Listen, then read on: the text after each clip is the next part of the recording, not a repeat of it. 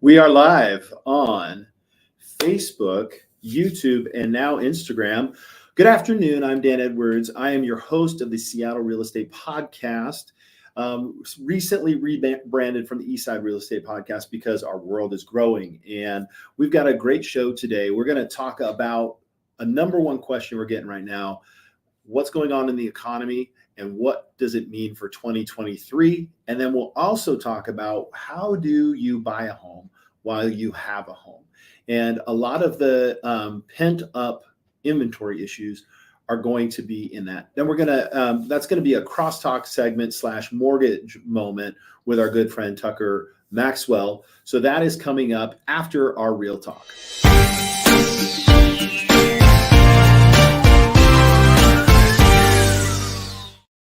So it's a new year, and we haven't really dove into the predictions as deep as we normally do.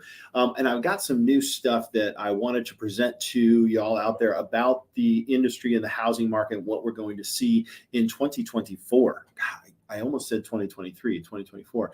And to do that, I've got some cool charts. So let's go to the charts. First, we're not tax receipts. That's not what I wanted to do. I wanted to talk about job gains, job losses, and where we sit on the job list. So obviously our economy is in a weird, wacky state. I'm not an economist. I don't pretend to play one.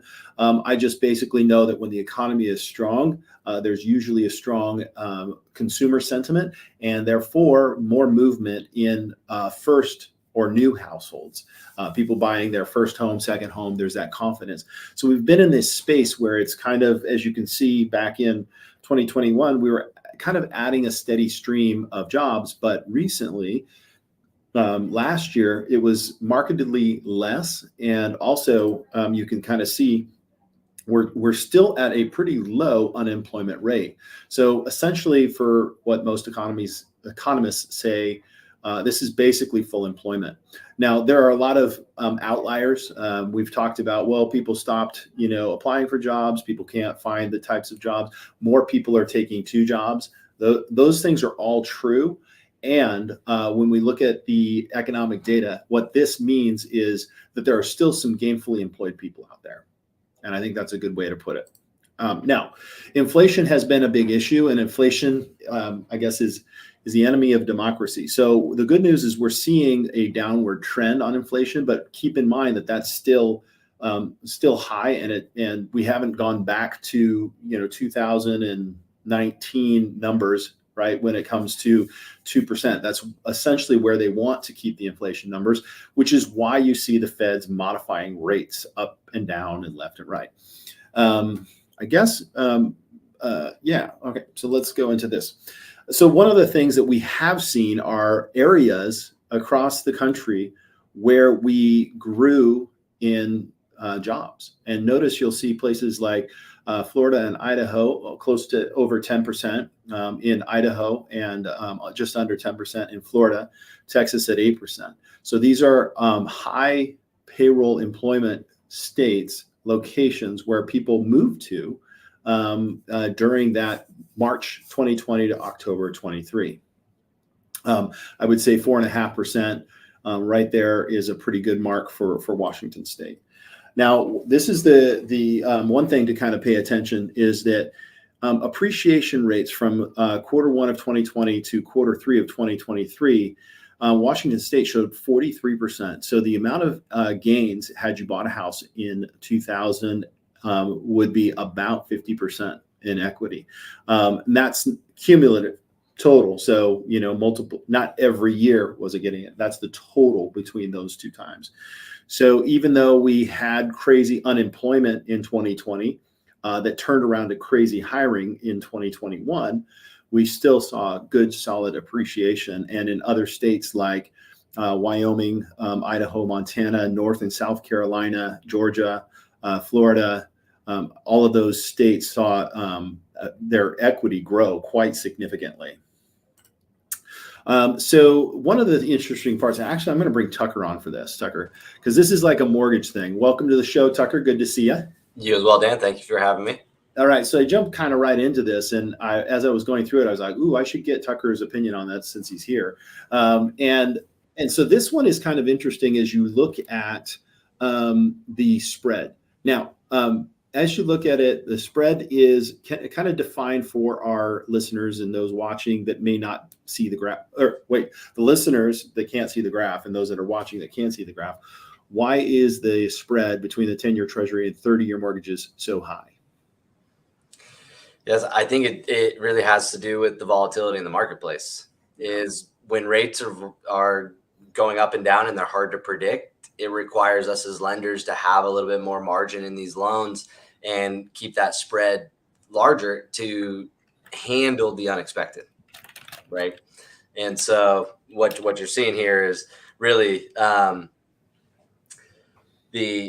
if you look at 2020, that's when rates were being pushed down. So that steady decline was the market reacting to COVID and trying to keep people in their homes. And then we dropped it too far, and then inflation started to rear its head. So then we jacked rates up, and that's why we're hovering there at the top. And now we're unsure of what the Fed's going to do moving forward. So until the Fed gives us a definite kind of direction and shows us proof of what they're going to do, lenders are going to keep that spread larger until the volatility disappears. Yeah, that spread is to protect because also too they don't see people holding loans at 7.5% to 8% long, right? So they've got to get their money at the front end. Exactly. And that's why almost every loan that we're showing people today includes points or the cost to buy down the rate. And they're telling us like, hey, I don't want to pay points. And it's like, well, unfortunately, there are no options available, really. I mean, I can't speak for every lender, but those upper rates are not available because us lenders are hesitant to write them if we know they're going to refinance right away. Yeah. Great. Okay, let's see what else we got. So this is actually a great slide to show, and I think my logo. Let's see if I can take my logo out of the way here because it's blocking the ability to see this. So these are home appreciation rates going back to 1990, and you can see this trend line that runs there is about a 4% trend line. And back in 2006, we saw that we were about 21% above the trend line. And it didn't. It took all the way until 2020, and we still hadn't actually recovered that trend line. And then, of course, the last few years, we've moved ourselves to about just 7% above that trend line. That's not terribly out of whack. That's something that can most likely will be adjusted as we go forward, because what we're seeing now is appreciation still happening because inventory is so constrained. And unless we solve that inventory problem, we probably aren't going to dip down below that trend line simply because it's an inventory issue, not a overabundance of buyers. In 2006, it was an overabundance of buyers. So I think it's important to understand that while we are 7% above, I don't see the relief that's needed in the marketplace with unemployment where it's at in order to cause a significant reduction of buyers, because that's really right now we're below an average number of buyers. Our transactions actually, I might have missed this slide. Let me see if it's the next one. I could be wrong. Yeah, I don't think so. But the amount of transactions that we had last year was the lowest in 15 years. So we've got the lowest amount of transactions, yet appreciation goes. What does that tell you? Our population is there. New households are being created. So it's not like understanding that we are in a situation where we can't, unless people just stop buying completely. Even with 8% interest rates, we still had appreciation last year. So that tells me it would have to be double digits interest rates, which that's not happening. Right. Yeah, Dan, I think it's important to call out here too that like what happened in 2006, 2007, 2008 that caused that dip. That was the market had bad loans, right? So that dip was created by lenders and banks writing bad loans. They've reformed how we qualify people. We actually have to collect documentation. There's no more stated income loans. That dip is stated income loans and going into foreclosure. Mm-hmm. Moving forward, now that we're being held to really high standards on evaluating the risk of the borrower, the likelihood of that correction is really not even possible, given that we have far more demand than we have inventory. Yeah, that's the key. Is there's far more demand than we have inventory, and that there isn't any signs that that could change significantly. This is actually a really key and important chart. If we go back to when interest rates were double digits, 14%, that is when housing affordability was at an all-time low. Okay, even though the chart shows up, right? That's affordability. That's it. It's the same thing as low, meaning super unaffordable. Half of your income was going to your mortgage payment. Now there are lenders that will do that, but that's like, that's a whole nother qualification question.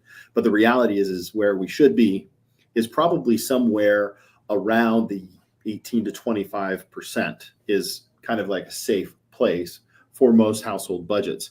So take a look at this. Like in 2020, it was 18%. So affordability was pretty close to the all-time high, which we saw that in 2012.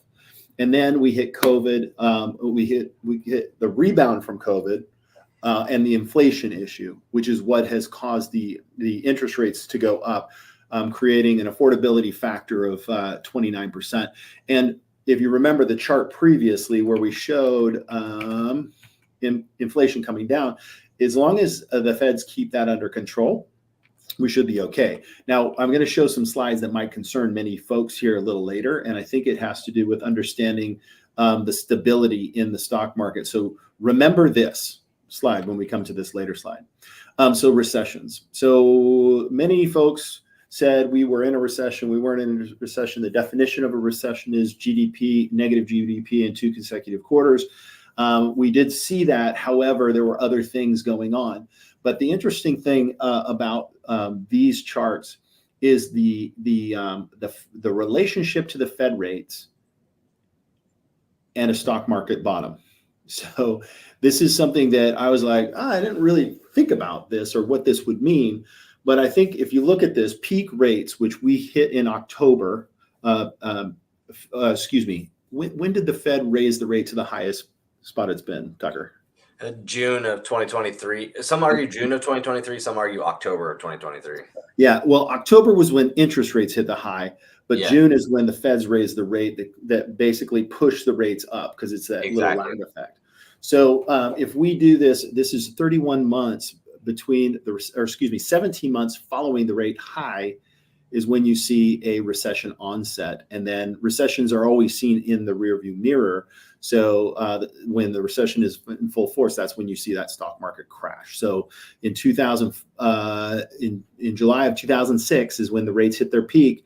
And in January of 2009 was the stock market bottom. The recession started just before 2008. And then the recovery happens in 2010, 11, 12. Okay, so that's that. This is the other crash back in January of 1981. I was playing with probably GI Joes in the backyard. Well, January, probably not. I was probably in the family room hanging out as a 9, 10-year-old, something like that. Yeah. And then a recession hits, stock market bottoms 19 months later. So here's kind of peak interest rates, May of 69. And then so the average is a 20-month lag from the stock market bottom.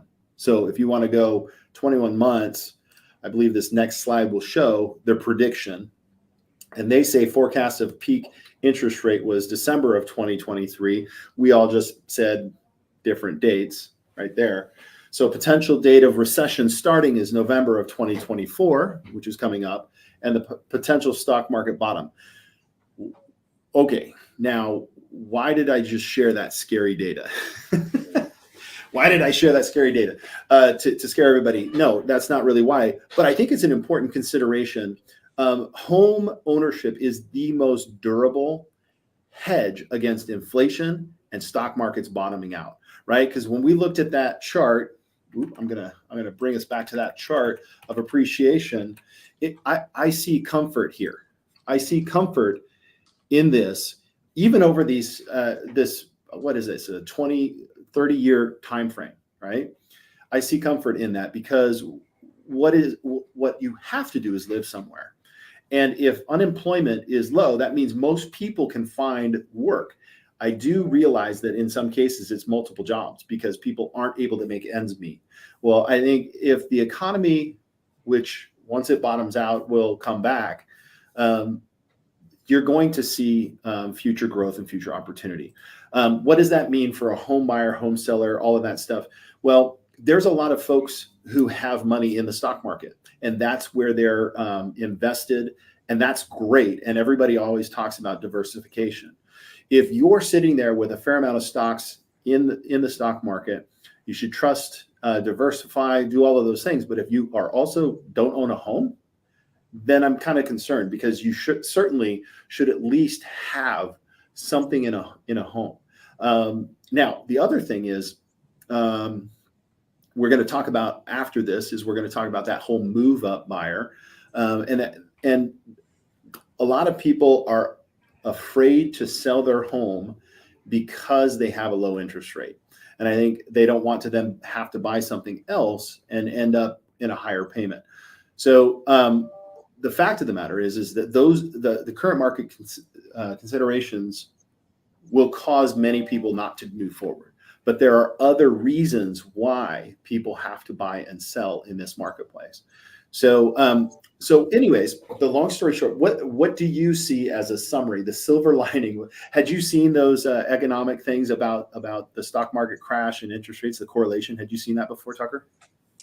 Not to that level. There's been a lot of talk about it, especially, in my real estate circles and with my financial advisor. We've been asked, from people like, are you going to liquidate? Are you going to pull your money from the stock market and wait until that correction happens and then rebuy in?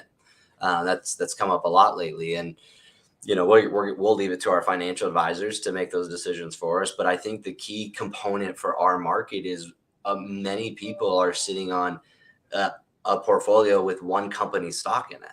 They work for that company, and a portion of their income is that stock, and it's sit there, and they've watched it climb extremely fast, but it could come down. So it does not. It makes sense to pull some money out of that and invest in real estate to at least hedge against that potential risk of it going down. I mean, it's a no-brainer. Yeah, and really, the funny thing that I think people don't really equate when they think about buying a house is you don't really buy a house. You just move your money from one asset to the other. I mean, even when you put a down payment, that down payment it doesn't go away. Like when you buy a car, gone. Thank you very much. When you buy your Cybertruck, right? It's gone. Exactly. So I think the thing about it is changing the paradigm shift for somebody that really does want to have a secure way to protect a portion of it. And like you said, there's people, they work for that company, they have stock in that company, and all of their savings is in that company. And I think it's just a good idea to kind of look at things different. And here's the thing, it maybe you own a home and you're happy with the home and you have the stocks and all that stuff. Invest. Yep. Find yourself a durable investment. I think maybe in the next couple of weeks, we're going to talk through some possibilities here in the Northwest where you can invest. It may not be something that is highly cash flow positive, because cash flow positive properties don't appreciate as much as properties. And let me rephrase that. In the Northwest, you're not going to get as much cash flow. You're going to get more appreciation. That's a better way to put it. In some other cities around the Northwest, in Seattle, I should say that, in Seattle. In other cities around the area, you can find some cash flow, but it's also not going to appreciate as much. So anyways, that'll be a topic for later. All right, so we're going to take a quick commercial break. Then we're going to come back with some conversation about how to actually move up when you own a home, or move down, or change homes, whatever it is. We'll come back after this short commercial break. Are you wearing too many hats in your small business? Finding yourself wondering where the time went? Do you ever get frustrated with technology that should just work? Then you need Nerds to Go, America's small business IT department. 425-800-NERD. At Nerds to Go, we provide friendly, professional, and reasonably priced solutions for small business owners. From network troubleshooting to hardware repair or training, let Nerds to Go be your IT department. Call Nerds Nerds to Go today. We'll come to you. 425-800-NERD. That's 425-800-NERD. Welcome back to the show. I am Dan Edwards, your host. I am the managing broker of the Eastside real estate team, also known as the Seattle real estate team. And this is Tucker Maxwell with Guild Mortgage. Tucker, let's talk about the challenges of move-up buyers. Now, actually, I want to rephrase that. Let's talk about the challenges of when you have a home that you own and you want to buy a new home. So from that standpoint, most people, their equity is locked up in the home, and they need to find something separate. So from a lending standpoint, what kind of options are available? Yeah, so you nailed it. The biggest question is, how do we use that equity that's tied up in the home to put down on the new home? And so the first thing is to explore is, can you qualify without as big of a down payment as you think you need? A lot of people think they need 20, 30, 40, 50% down on this new home to buy, and they're concerned with that. But today you can buy another home on a conventional mortgage with as little as 3% down, even with another home that you own. Buy the new home, and then once you sell the home, you can do a process called recasting to bring in those extra funds, lower your monthly payment, and move forward as if you bought after you sold. So I think the first thing is just to work with the lender to determine what your options are. So that's the first one. Can you buy with just the little money you have in savings and then worry about doing that principal reduction after your home sells? The second thing, let's say they don't have any funds. They literally don't have any funds. They're all in that equity. There are bridge loan solutions. There are home equity lines of credit that we can use to actually put a lien on that departing residence to grab those funds today to be able to put towards the new purchase. So another couple solutions if we do need to actually borrow money in order to qualify. Again, the most important thing is to understand the individual circumstances of this person. The challenge with any of these scenarios is, how does somebody qualify with their current payment and their new payment, or potentially their existing payment, their bridge loan payment, and the new payment? And so it's going to be determined based on that individual's qualifications as to which of these, if any, are best for them. Yeah, and I think it's important to look at this as a risk basis. Okay, mm-hmm. So there's, I guess, three different ways to buy and sell. The first one is sell your home and then buy a home. The second one is buy a home, then sell your home. And the third one is to use some kind of financing in between, right? Yep. That's kind of how I want to break it down. So the risk with the sell your home, then buy a home, is being homeless. Right. Right? I mean, it's in between. Yeah, it's being in between. Now, how, from a real estate standpoint, do we negate that? Is we create what's called a rent back situation. So you get your house ready, it looks great, and you go on the market. Okay, that's going to take, maybe once you go on the market, it could take 10 days, it could take 7 days, it could take 30 days, right, before you get into contract. And it really does depend on your pricing strategy and all that stuff, and specifically where your house is. And we've talked about all that stuff before. But in this case, what we have to understand is, by doing that, the contract can actually request a month or two of post-close. So now you have your money post-close. So let's say you get in contract 10 days. Well, it's still going to take 30 days-ish to close, and then maybe you have another 30 days or even 60 days rent back. So that's a total of 90 days that you have from the time you get a contract that you feel good about to shop for and close on the home. And there's no financial risk. There's just the point that you may come down to day 90, and you're moving into your parents' house, or you're moving into an apartment, or you're moving into temporary housing, something like that. So obviously that you would see that train coming, but it's a 3-month window, right? So that's option number one. Option number two is finding a home. Now, option number one, you can call that risk, but you decide what that risk looks like. Option number two is when you do contingent. That is, you identify a home and you write an offer contingent. And I can tell you, in a market with low inventory, what you're going to get writing a contingent offer is somebody that is slightly overpriced. So now you're paying a little bit more for the house. Maybe it's $5,000, maybe it's $10,000, maybe it's $25,000, but somebody is not going to accept a contingent offer if they believe somebody's right behind them. So that is the financial risk you pay, is you're paying a little bit more for a house, or maybe it's a house that's just unique to what you want, right? But I can tell you, if there's a hot house that everybody likes, you're not getting that on contingent, not without some serious finagling. Right. Exactly, Dan. I would add there that the terms of the offer have to match the risk of that seller saying, yeah, we'll wait.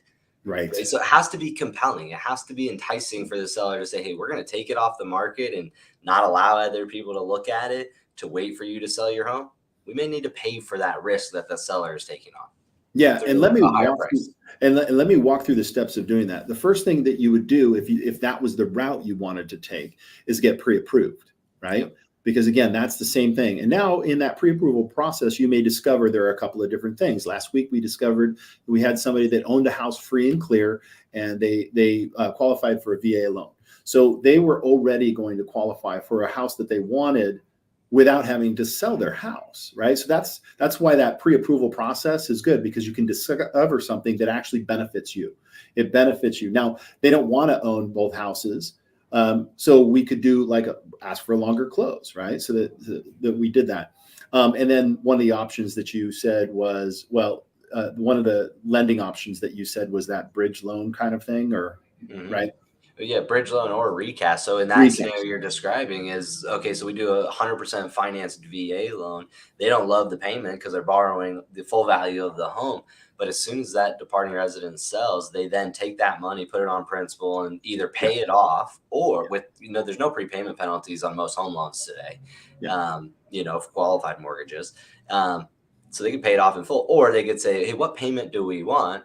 We're going to put just enough down to get to the payment that we're comfortable with, and then bank the difference. Yeah. All right. So then the other part that I wanted to add, so in that scenario where you're buying before you sell, you get pre-approved and you now have to get your home ready. And the reason why I say that is, if you get an offer accepted contingent on a property, that it comes with a timeline. The house needs to go on the market 2 weeks or less. And again, that's a risk factor. If I showed, let's say I presented your offer, it was going to be contingent on this property. And if I showed it to the seller's agent and I say, look, we're going to be on the market on Wednesday. Here's the pictures. It's fully inspected. And here's our CMA. This is what we think we can get for it in the marketplace. Oh yeah, I can see you guys will probably get that in contract right away. Let me advise my client. So you actually have to be show ready if you're going to shop and write contingent offers. If you're not, then you're going to have to play catch up, and you're going to add a level of stress that you just don't want. You don't want that. So really, this is how it gets done. There are no really other options except for utilizing those fancy, home equity line of credit, being able to afford it. Do you have anything else to add? I mean, we help people buy and sell at the same time every year, all the time. So it's not uncommon. Is there anything else that a buyer should know? I think the only thing that I would add is to put your team together, right? Work with somebody like yourself that has successfully been through these scenarios, successfully led somebody through a contingent sale and successfully got them to the next home. Make sure that they're asking, hey, Dan, have you done that before? If the agent and the lender have never done that before, they might not ask all the right questions and make sure everything's in order. Because like you mentioned, there's a certain timeline. Do you know why the rent backs are typically 60 days or less? I think it has to do with lending stuff. It does. It's on our side. So when somebody is using a primary resident loan, saying that they're going to occupy it as their primary residence, in every loan package, there's a document that they sign that says, Dan, do you intend to move into this property within 60 days? Gotcha. And it's specifically a 60 days. So if the rent back is 70 days and we see it, that lease agreement that, or in the contract that they're getting 70 days and our buyer is buying it with a primary resident loan, we have to have them amend that contract to 60 days or less, which we always say 59 days, because you need the 60th to move in to satisfy that document. So you could get a 70 or 100-day rent back, but then you're limiting yourself to a cash buyer. Gotcha. Or Great. an investment. Great. Investor. Cool. Well, that's about it. That's all I have for that. So what are you doing this weekend? What does it look like for the Northwest weekend? I think we got some snow finally. Did you guys get a chance to get up there?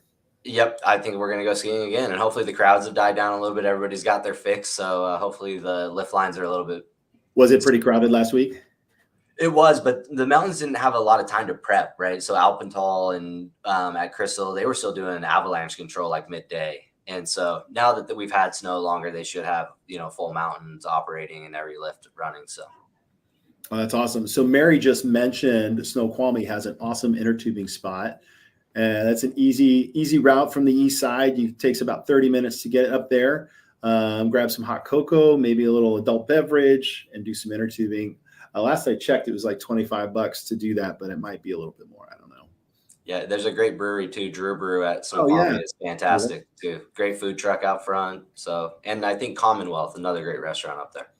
Yeah, that's it's an easy, short trip, and it's fun. Another fun place to go to is Leavenworth. So, that is not as far as you think it is. I think it's about maybe an hour and 20 minutes or so across Stevens Pass, and that's great fun. It's a lot of great fun. Well, cool. Thanks for coming on the show. I think we got some great content here. I hope if you're out there, if you're looking to buy and sell and you need a great team, Tucker and I are here to help. We hope you enjoyed this podcast. Have a wonderful week.